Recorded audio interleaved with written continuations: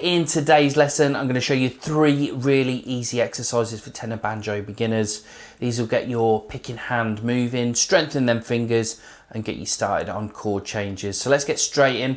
We're going to start with an open string picking exercise. So for the first one, we're going to keep it super simple and just use open strings. I'll pick across the strings slowly, then a little faster so you can see how the speed builds up. This one's perfect for a warm-up. You don't even need to worry about the fretting hand, so just focus on that smooth picking. So what we're going to do is we're going to start with the G, and we're just going to pick 4 on the G,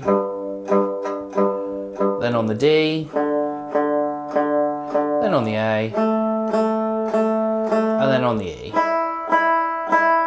And I've got a metronome set up here. You can just go onto Google and type in metronome or find one on YouTube. But we're going to start here. I've got a speed of 100 BPM. You might want to start a bit slower if you're an absolute beginner, but here's 100 BPM. So we're just going to play on the beat. Here we go. So 1, 2, 3, 4.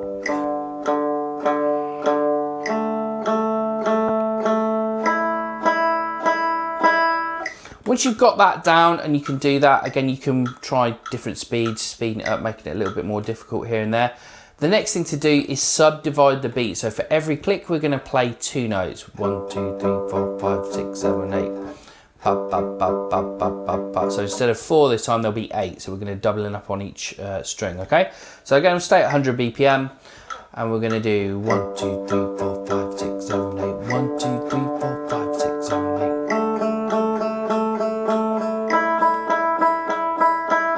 Now the other thing you might notice is my right hand, we're doing what's called alternate picking. That's down, up, down, up, down, up, down, up, down, up, down, up.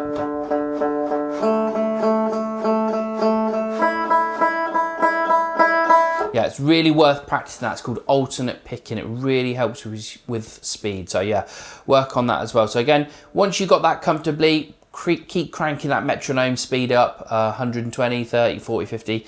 Just push it till it gets really uncomfortable. And that's how you improve that right hand picking technique.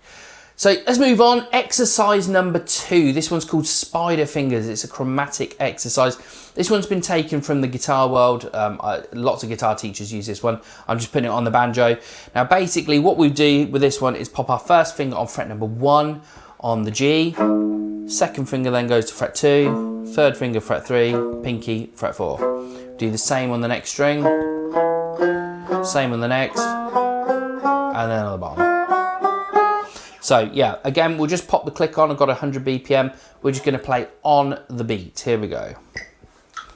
So 1, 2, 3, 4.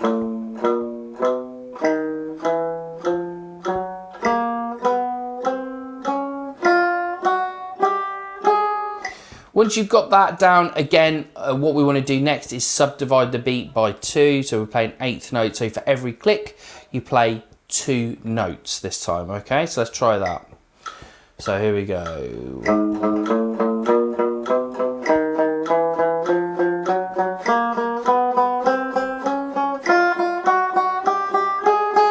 Great little exercise. That one's called spider fingers. But again, the idea is you work at a speed that's comfortable with you and then push it and crank that speed up. Again, I was alternate picking as well. Down, up, down, up, down, up for when we do the 8th notes, okay? Great exercise to get going. Now, the third exercise we're going to look at today, this one's it's a chord exercise actually, and we're going to do Dsus2 and a G. Now, first what we're going to do is we're going to strum the chord and then pick the notes of the chord out afterwards. So again, I'll just set that click up at 100 BPM. We're going to strum Dsus2 first, then pick the notes in time with the click. Okay, here we go. So here's the 100 BPM click. So we'll start with Dsus2. Here we go. We'll do each chord twice. So 1, 2, 3, 4.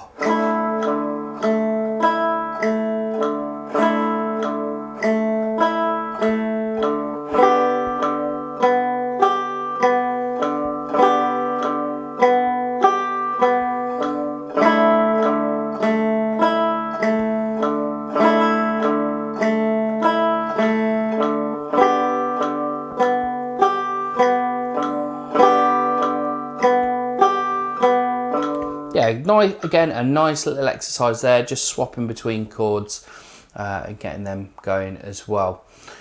So there you go, there's the 3 simple exercises. We've covered open strings, then spider fingers, and also chord switching.